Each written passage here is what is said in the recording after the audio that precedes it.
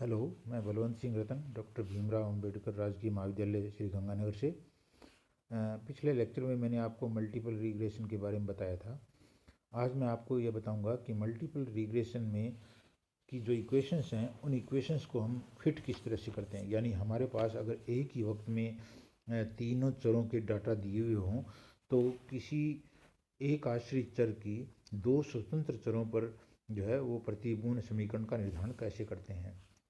मैंने पीडीएफ पहले शेयर किया हुआ है, मैं उसी पीडीएफ के साथ साथ आपको ये बताता हूँ। तो पहली जो विधि है वो है डायरेक्ट मेथड।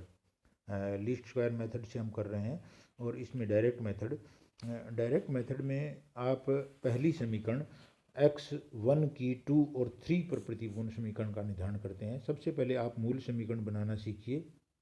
जैसे x1.23, आप चाहें तो 2 3 मत लिखिए, क्योंकि दरअसल में यह x1 ही है। यानी हमें x1 का निर्धारण करना है। हमारा आश्रित चर x1 है जो 2 और 3 चरों पर निर्भर करता है।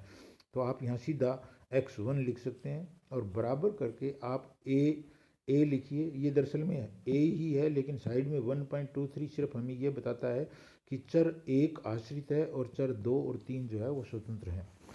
तो x1 बराबर a 1.23 प्लस b। अब ये b वो b है जो एक x के परिवर्तन के कारण x1 पर जो प्रभाव पड़ेगा उसको बताएगा। तो चूंकि हमारे पास दो स्वतंत्र चर हैं तो x2 और x3 तो हम दोनों को बारी बारी लेंगे।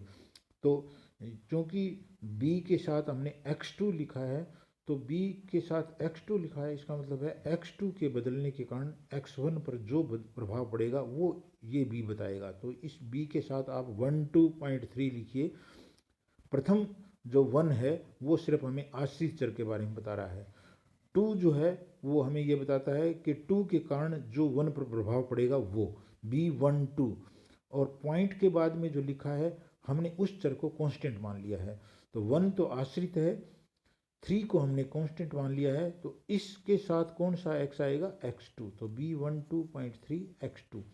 इसी तरह से b13.2 x3। यहाँ अगेन इसको फिर से समझिए, 1 आश्रित है, 2 को हमने कांस्टेंट मान लिया है, तो 3 के कारण जो परिवर्तन होगा या 3 के बदलने के कारण x1 में जो परिवर्तन होगा वो ये b बताएगा। तो b13.2 इसके साथ कौन सा x आएगा, x3। तो आप अगर मूल समीकरण बनाना सीख जाएं तो फिर आपको वो जो है प्रसामान्य समीकरण बनाने में ज़्यादा दिक्कत नहीं आएगी। तो हमने एक मूल समीकरण बनाई जो है x1 की। प्रसामान्य समीकरण बनाने का एक स्टैंडर्ड वे है, उस स्टैंडर्ड वे को समझिए।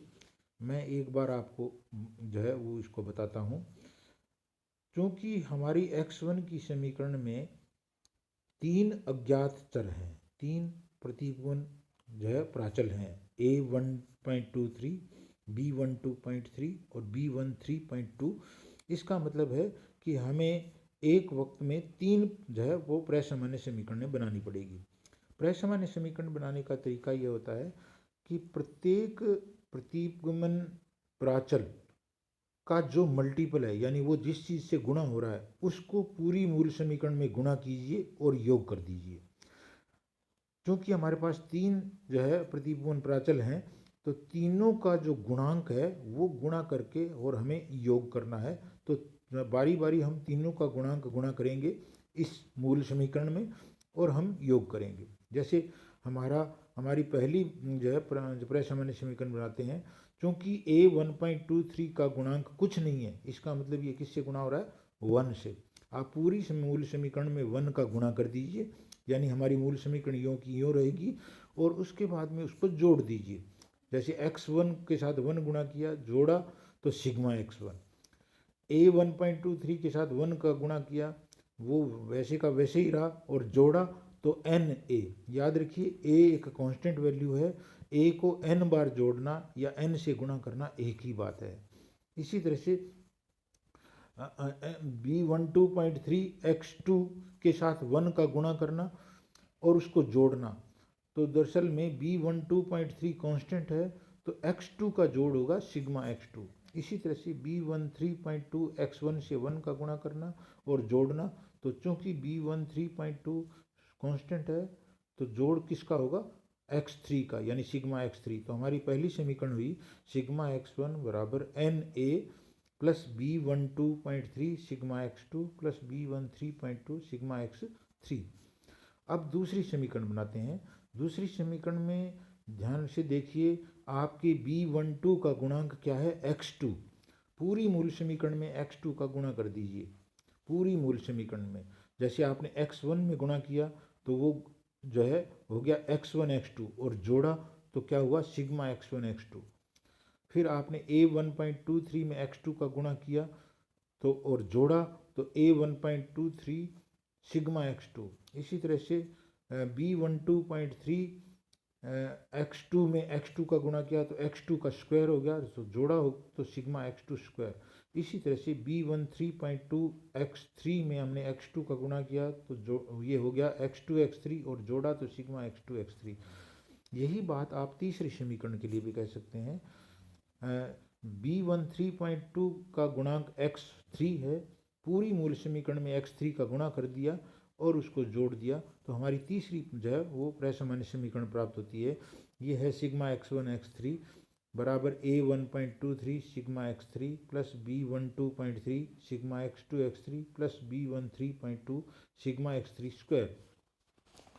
तीन जो है वो प्रसामान्य समीकरण बनाने के बाद उसके बाद की कार्रवाई ये है कि हम इन तीनों प्रसामान्य समीकरणों में जिन जिन जो है आंकड़ों की हमें ज़रूरत है वो आंकड़े हम दिए गए जो है आंकड़ों के आधार पर निकालेंगे और निकाल करके उन आंकड़ों को इसके अंदर पुटअप करेंगे। यानी हमें क्या चाहिए, हमें सिग्मा x1 चाहिए, हमें सिग्मा x2 चाहिए, सिग्मा x3 चाहिए, सिग्मा x1 x2 चाहिए, सिग्मा x2 का स्क्वायर चाहिए, सिग्मा x2 x3 चाहिए, सिग्मा x1 x3 चाहिए, सिग्मा x3 का स्क्वायर चाहिए।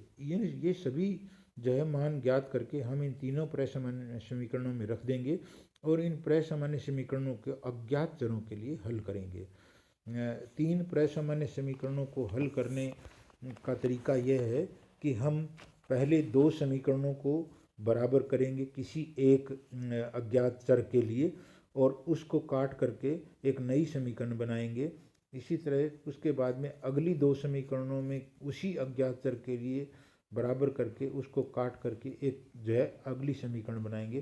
तो इस तरह से हम जो है वो तीन प्रसामान्य समीकरणों को हल कर सकते हैं।